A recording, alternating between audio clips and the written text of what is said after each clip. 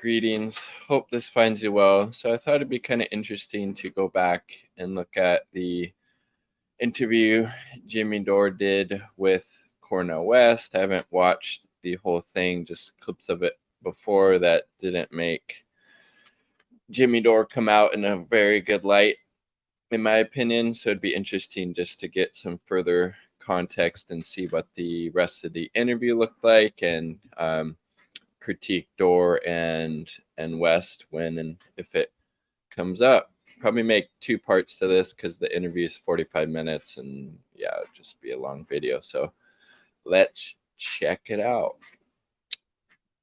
Let's see, here we go. And then, yeah, the title that Jimmy gave it was Cornel West does 45-minute commercial for Joe Biden. A bit clickbaity, perhaps.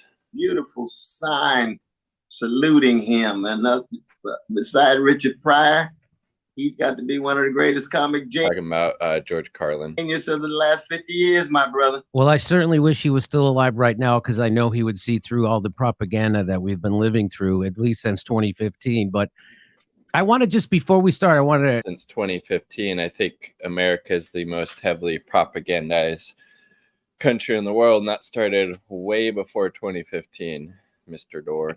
Get this out there, because some people misunderstood my coverage of your appearance with Anderson Cooper, and they took it as an attack on you, when I was merely trying to help you get the message right about the Ukraine war.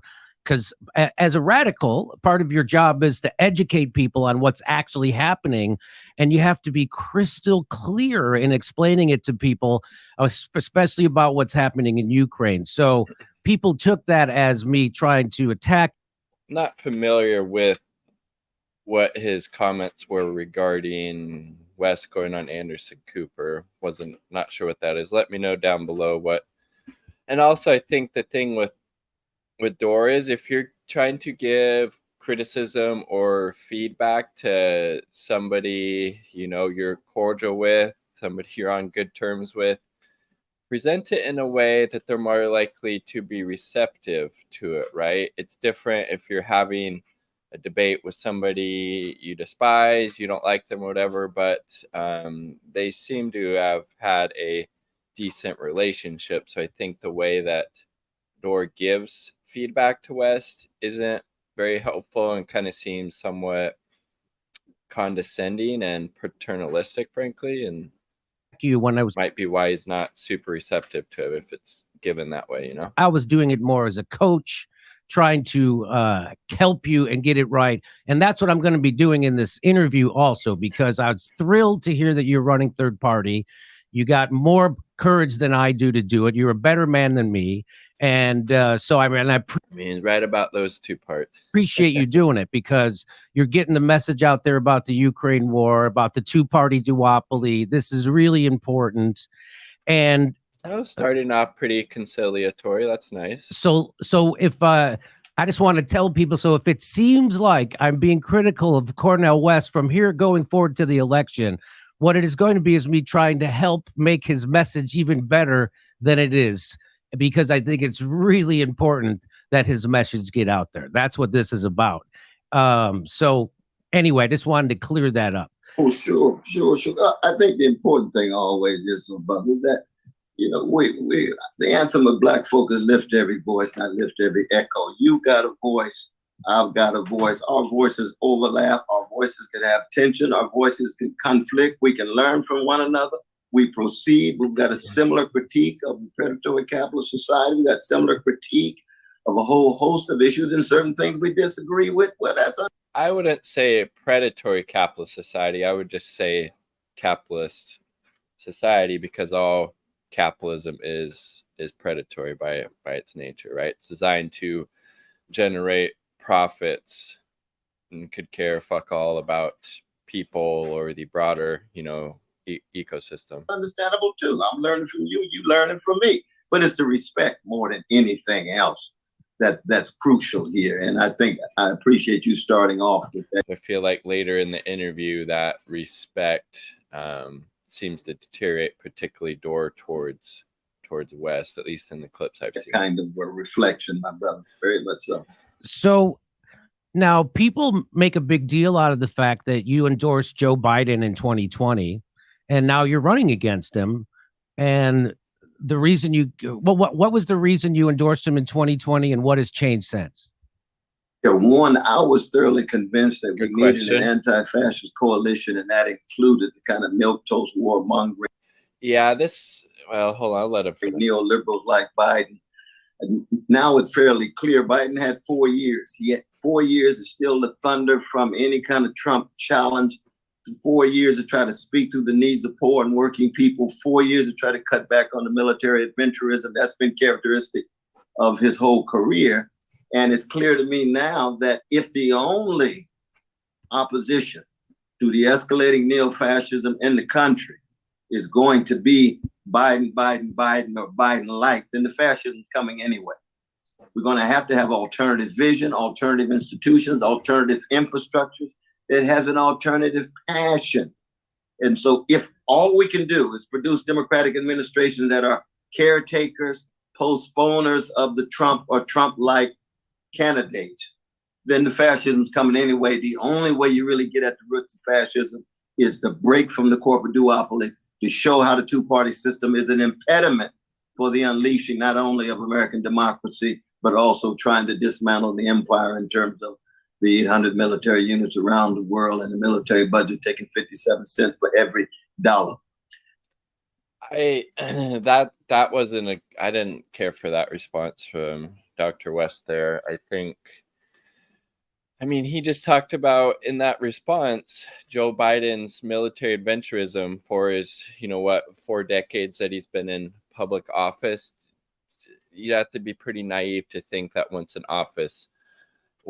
Biden became president, he was going to have this, 180-degree shift and start, trying to dismantle or scale back the U.S. empire as Cornel West wants to do. And, I mean, on so many things, like there's no difference, frankly, between the Trump presidency and the Biden presidency. Biden, mass deportations, massive expansion of drilling permits, obviously not good, for the environment or all of the tens of thousands, hundreds of thousands of people who have been, deported from the country. No type of, wages being increased, in inflation. The Ukraine proxy war started under the Biden administration, or ramped up, you could say. All of these things, all the people getting kicked off of their health insurance. So I think he could have answered that in a different way, because Biden is equally as bad, and they both are, Biden and Trump are bringing about fascism. It's just Trump is his rhetoric, it's not politically correct, and he is a little bit further to the right than Biden on some things. Biden has also kept Cuba on the state sponsor of terrorism list, which Trump put that country on, which is completely just messed up in every way. Obviously, leave Cuba alone. Let Cuba freaking live. Biden administration has continued that. There's still, yeah. So it's not a big difference there. So I didn't care for that answer by Wes. And so in that sense, there's been a shift. There's no doubt about that. Now keep in mind, I supported Ralph Nader and Jill Stein. And in between, I had early supported Bill Bradley, and I had supported John Kerry as a kind of anti right wing coalition too. So that my jazz-like act. Biden is right wing, though. That's the thing with the American political spectrum. It has shifted so far to the right. Biden is part of the right wing. Biden is also part of the right wing. He's not a liberal, right? I mean, even the very mild reforms he called for, health insurance reform, student debt relief, even that mild shit hasn't happened. So he's not a liberal. He's a right-wing politician as well. Trump's just a little bit further to the right on some issues. Activity certainly can be characterized at times with a certain kind of inconsistency, but it's the timing of it. Each moment has its own context.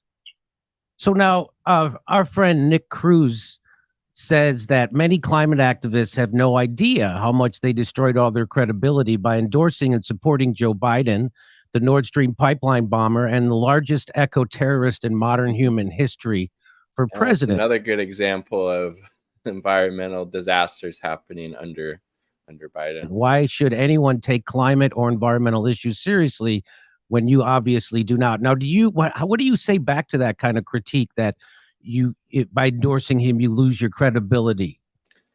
He did endorse him in 2020. He's not endorsing him now, and people can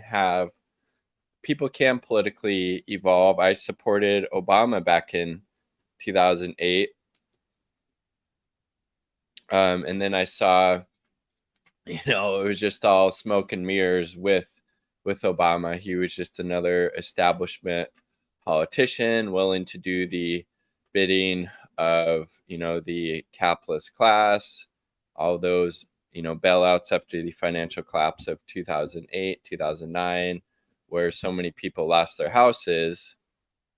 No help, no alleviation there, but, trillions of dollars for Wall Street.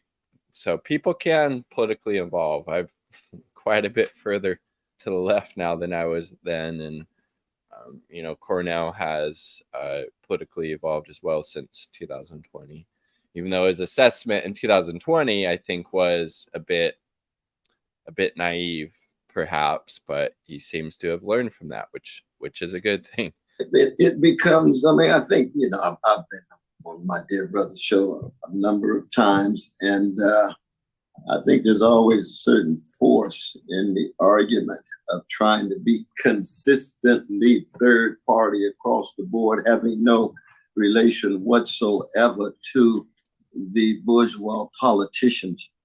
I think there's force to that. But I think the credibility that one has really is holistic. It's wholesale rather than just retail. And the credibility that you have in regard to being consistently against war, consistently against capital, consistently against white supremacy, even if it has different kind of stances from one election to the next. That would be one of the ways in which I would try to respond to that. That would be the beginning of a response to that. Okay. Here's another tweet from Nick. He says the same professional managerial class gaslighters want us to take it easy on Bernie. They use civility politics as a weapon so they can comfortably sell out. The working class must reject this and start holding these people accountable for selling us out. So Bernie has sold us out, and I don't need you to call him a sellout or anything. That's fine. But I do want to see, this is your response, because Bernie was asked about your campaign, and he said it shouldn't happen, and he's again. Bernie, again, he will forever be the sheepdog for the Democratic Party, and it was, I think, Nader or Hedges who gave him that title back in the day, and it's still true. Bernie's, especially on foreign policy, and he's obviously Bernie's vote blue no matter who guy, and then we've seen Democrats ain't gonna do fuck all for the working class, or in foreign policy is just as bad as Republicans against it, and he's endorsing Biden, and of course that is just garbage. And so this is how you responded. And you even in love, people have deep disagreements about these things. But I think again, he's fearful of the neo-fascism of Trump. So when my what I would say to you here, and this is a big point, and I'm trying to impress upon you going forward, that when you do that, you sound a little bit like Joe Biden, and what you're doing is you're giving a pass to Bernie Sanders and anybody else for voting lesser of two evils. So you're endorsing the Democrats' message in their campaign. And so now people can dismiss your candidacy and say, well, we got to worry about the neo-fascism of Trump, as if Joe Biden isn't worse, which he is. He's a bigger fascist. And he just crushed a union strike on the railroad, which is the definition of fascism. He's now trying to saber rattle with two nuclear powers, nuclear war, nothing more important than that. And what he's doing in Ukraine, you know exactly what he's doing, right? So he's the worst warmonger in the world. 300,000 Ukrainians have already been slaughtered in this proxy war that was provoked by NATO, which you know. So when do you think that when you say that about, when you call Donald Trump a neo-fascist and you don't say that about Joe Biden, what do you say when I tell you that you're undercutting your own campaign and you are propping up the Democratic message, which is that they are the lesser of two evil and you have to vote for Joe Biden so we don't have fascism? By the way, we already have fascism. As we all know, the fascism is the joining of corporate and government to screw the worker. And that's exactly what Joe Biden, the Democrats, and Pete Buttigieg did. And so they will keep doing it, and they're not stopping it. And they're also for censorship, which is the hallmark of fascism. So this idea that Donald Trump is more of a fascist than Joe Biden undermines your own campaign. There's no doubt about that. And so what I would encourage you to stop doing that. What do you say back? That's a fair question. And like Jimmy is saying, it doesn't really make a whole lot of sense, political strategy wise, to say that, Trump is inherently worse than Joe Biden and Joe Biden's a slightly better option. They're both terrible. It's like a turd sandwich or, diarrhea soup. You're eating shit no matter what. And then, you should be talking about how they're both horrible options, and you can lay out the, reasons why. And then, because a lot of people at this point in time are open to a third party option, and you need to explain, why voting for, West presidency would be a good thing, and why Joe Biden's done such a horrible job. If he's reelected again, he would continue to do such a horrible job. If Trump is back in office, why he would also do such a horrible job, wouldn't help out the working class, wouldn't dismantle the empire. Standards of living would continue to, plummet under a Biden or a Trump presidency. So both will crush, unions in different ways. Hey, no, we deeply disagree on that.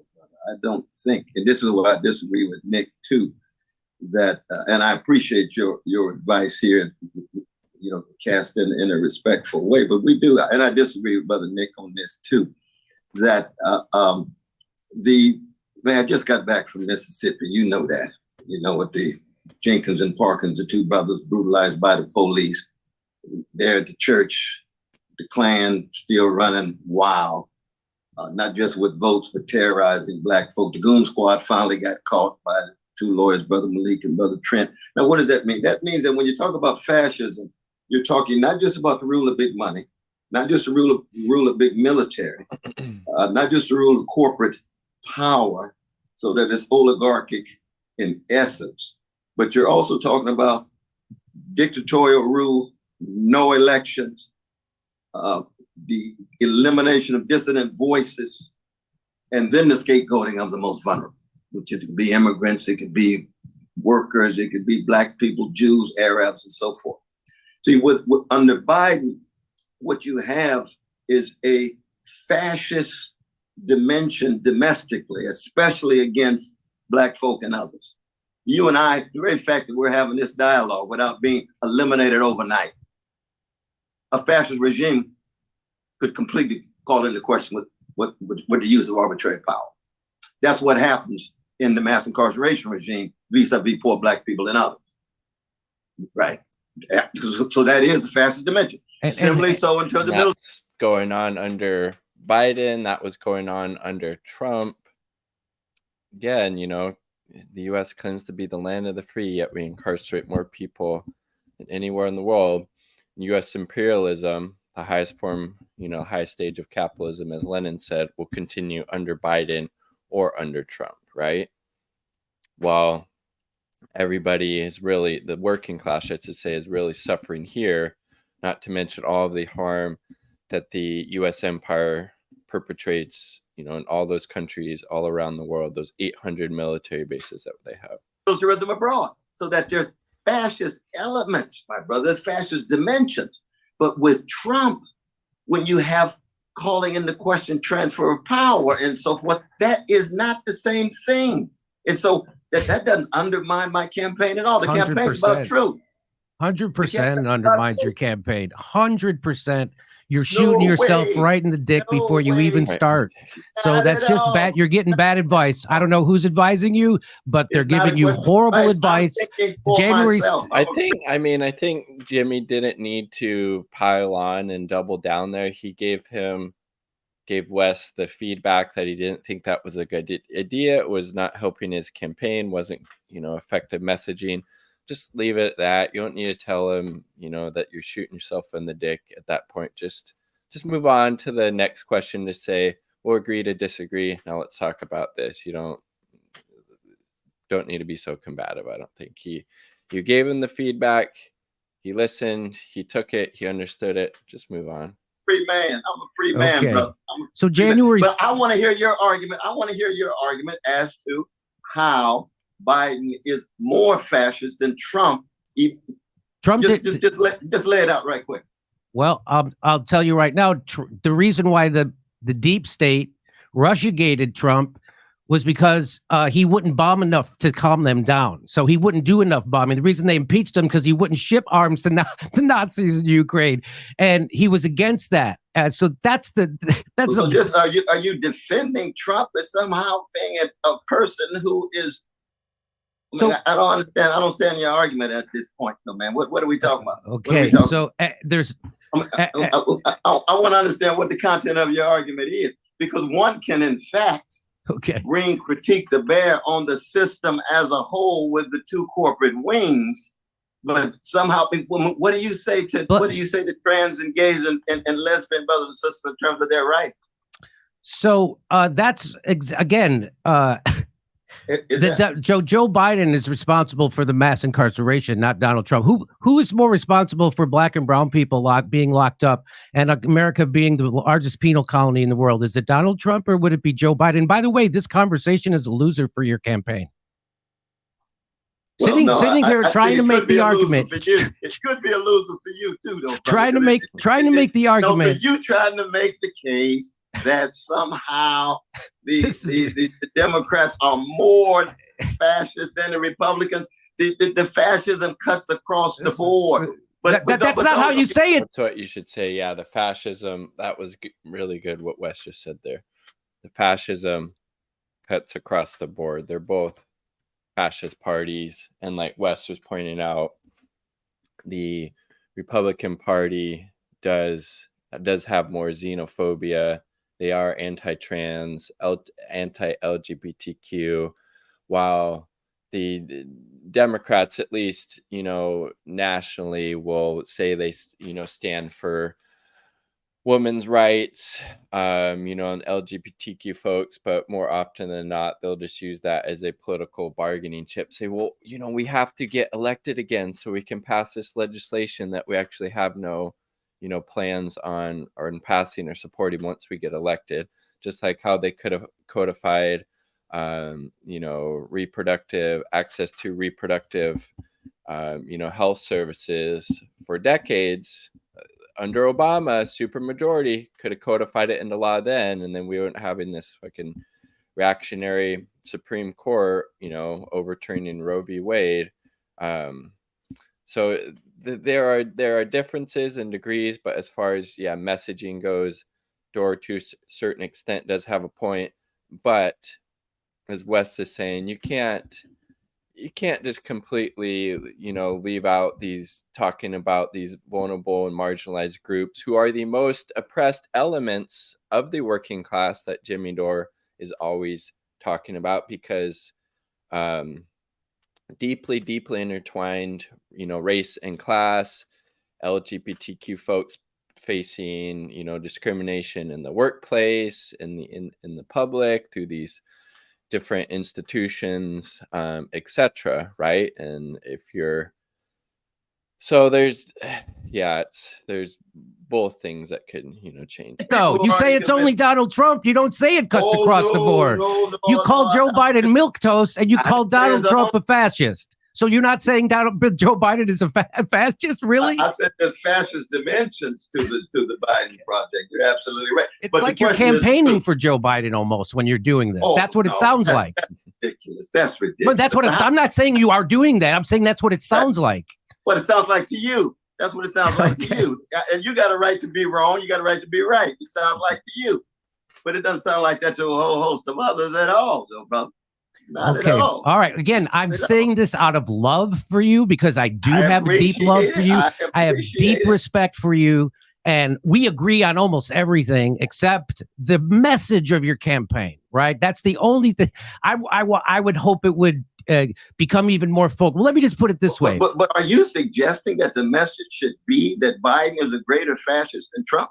Is that what you're saying? I'm not saying that you should talk about fascism or any of that stuff. I think you should. No, fascism is very real. I think you don't think fascism is real in the country? We're living in it.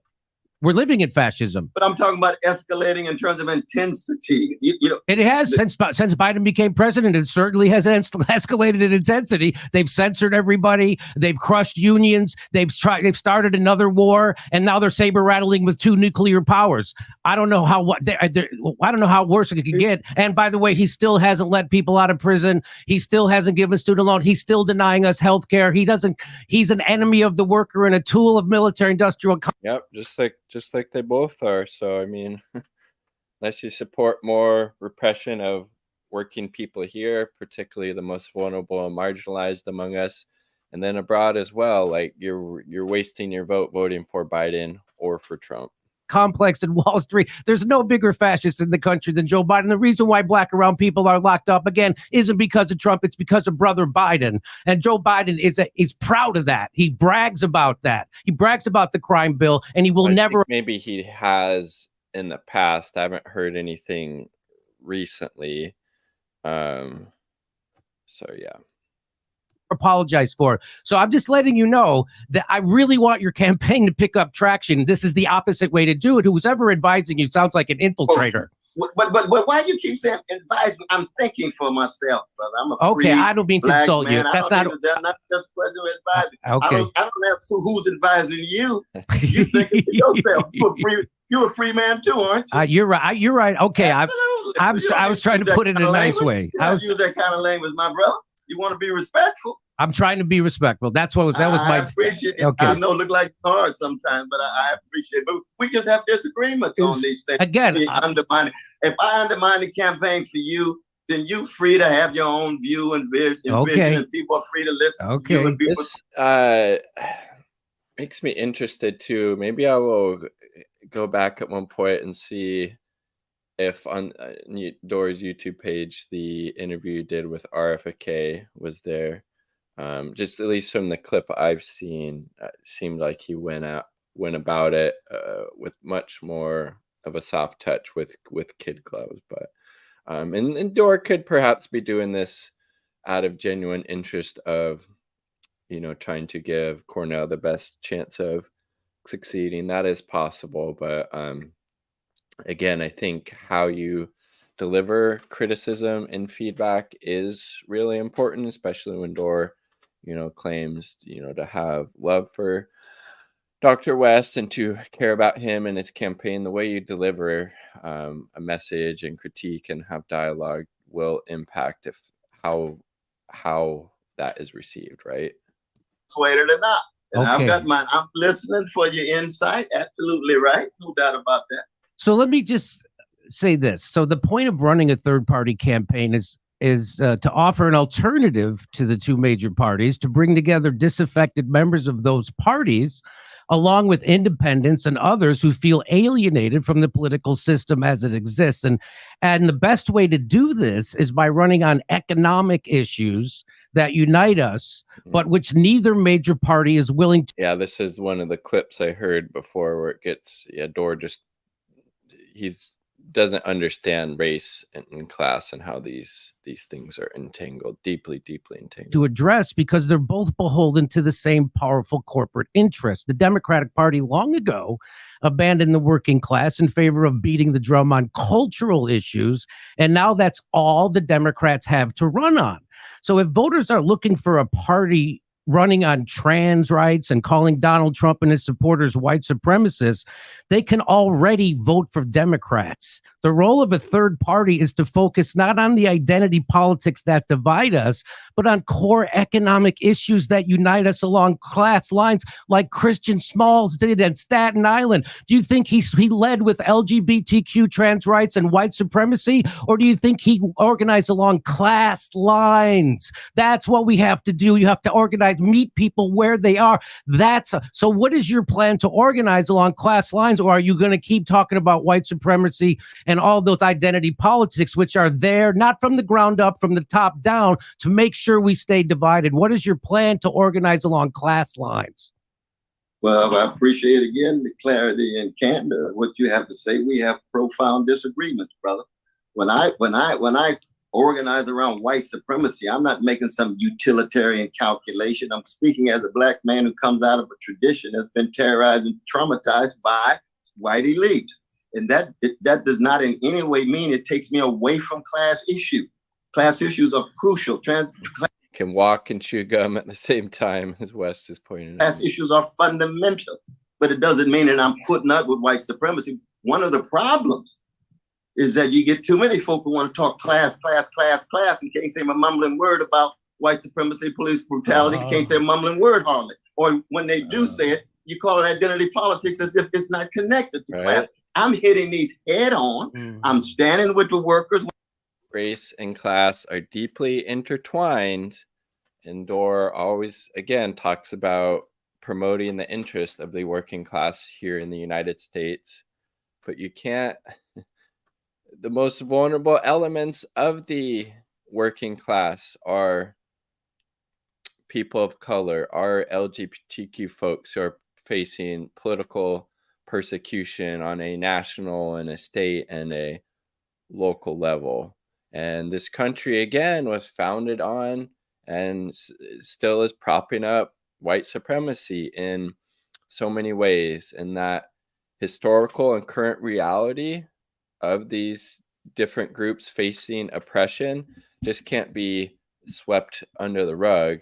And as somebody else pointed out, you can't have a big enough political tent to include, white supremacists or people who want to, continue to oppress people in these different ways. When it comes to strikes, I'm standing with the workers when it comes to greedy bosses. I'm standing with the workers when it comes to obsession with profits and the needs not in any way being satisfied. But I'll never for a minute be silent. I'm not or not raising my voice in terms of vicious treatment of Black people, indigenous people, gay brothers, lesbian sisters, or trans. 100%. It's not an either or. Exactly. Not a either or. Not a either or. Which Dore obviously thinks it is. And I think that is very, very ill-informed and just the uneducated position to take. That's where you and I have a deep, profound disappointment. So if I see, for example, if I watch your show and I notice you hardly say a mumbling word about white supremacy because it's some kind of identity politics and I'm against it, but I don't want to talk about it. I only want to talk about what people hold in common. Well, Black people are not going to hold it in common if you don't say a word about white supremacy, but maybe some of your white friends will. So who are you talking about when you're talking about in common? Are you talking about just a majority or what, my dear brother? I will never, ever in a million years not talk about vicious legacies of white supremacy, male supremacy, homophobia, transphobia, and others. But class will always be very much at the center. What brings you and I together is what? Our fundamental solidarity with working classes, not just here, but around the world. But oftentimes when I hear about your show and you say, well, these identity politics issues get in the way. No, 100%. Dore does, and he just said 100%. He does talk about that a lot. He does very much dismiss the struggles that LGBTQ folks go through, and there are many in this current political climate, as there frankly always has been. There's this reactionary settler colonial state that is the U.S. In the way, you're not getting in the way. But 100%. They're used by the Democrats. That's all they have to run on. And when you say that stuff, you just sound like a Democrat. But he doesn't sound like a Democrat. It's not an either or, Jimmy Dore, as Cornel West so eloquently pointed out. You can stand up with the workers going on strike. You can stand up against the capitalist class and this system, but to be silent about other groups, LGBTQ folks, indigenous, people of color being oppressed in different ways, then you're just sitting idly by while that oppression takes place. That's a no-go for West, for me, and I think anybody else who is serious about those issues, as you should be. Democrat, because that's all they have. So if exactly you wrong. need if the talk about the dignity of black people in the face of vicious white supremacy makes me sound like a Democrat, you got the wrong earplug. Okay, you're not listening clearly, because if you can't hear the critique of Wall Street, if you can't hear the critique of militarism, if you can't hear the critique of this foreign policy, you're not going to hear that from a Democrat, right? Well, maybe when they're running, and then once they get in office, all that shit goes by the wayside. It's not an either or thing, Dore. And Dore, particularly on this point, just so smug and self-righteous, kind of a know-it-all in this case, not willing to hear Dr. West's different perspective on this. Ukraine, and all you can hear when they talk about white supremacy is identity politics, then something's wrong with your earplug, though, bro. I agree. Something's wrong with you. We can have deep disagreement with that. But it's disappointing. It is what it is. You are profoundly disappointing in that sense. But I still love you, brother. I still love you too. I still love you too. I know you. I know you. I don't disagree with what you're saying. I'm talking about having a campaign. I'm not. There's a okay. So, but the campaign is not by utilitarian calculation either. I don't look at black people like a utilitarian calculation. I can't say nothing because these people over here somehow are alienated. I'm telling the truth. I'm fighting for justice. And if people feel as if to talk about white supremacy is alienating, then they're going to be alienated. I'm talking about my mama. I'm talking about my daddy. This ain't no abstract dialogue about politics in the Machiavellian sense. Not at all, so my brother. When Bernie caught... We march together for class politics. We march together because that's real. But if you think that talking about white supremacy is just identity politics, we got deep disagreement. That's all. So I'm sorry to go on, and no, you're very kind to let me go. No, go right ahead. No, go right ahead. I don't. And honest, everything I'm saying here coming from my heart. I want your campaign to succeed, and I want you to have the strongest campaign possible. But Bernie caught on because he would always, if he was given a cultural question or an identity politics question, he would always bring it back to class and economics.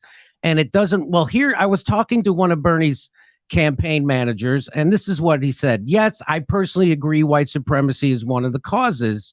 But if I lose two potential allies because they roll their eyes and stop listening before I get to their concerns, I've already lost. The civil rights advancements, women's rights, the environmental movement, they didn't happen because people like my dad voted Democrat because that stuff mattered to them. It happened because Democrats appealed to them on economic issues, and a lot of the Democrats they voted for because of economics also happened to vote for that other stuff. And it doesn't work in the inverse. So I'm just giving that to you. Right. No, I understand. But you can see again how I disagree. Keep in mind, bro. Civil rights movement was not because of white folk doing X or Y. It was because it was a social movement led by black people in the South that was multiracial, but led primarily by black folk. And neither party would have done anything without that social movement. 100% right. You're 100% right. No doubt about it. And I think but that's my tradition. That's my tradition. How can you talk about? No, I love to hear you talk. All right. About halfway through with that. 40 minutes. Whew. It's a long one. It's a big boy video. Big boy. So pretty interesting, right? The back and forth on these different topics. I think, yeah, again, there is some critique of West, like the praising of Biden as the lesser of evils. I think, as Dore pointed out, that's not the best way to campaign, especially when you're running as a third party candidate. But then I also think Dore was very off point when he said you can't focus on any issues besides class, can't bring up white supremacy, we can't talk about, trans people being persecuted and attacked in so many different ways across this country.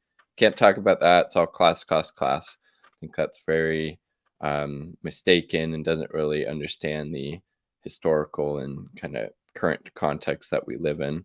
But pretty interesting. So I'm going to end this part here, and then we'll continue it in the second part of this video. Peace, much love, all part of the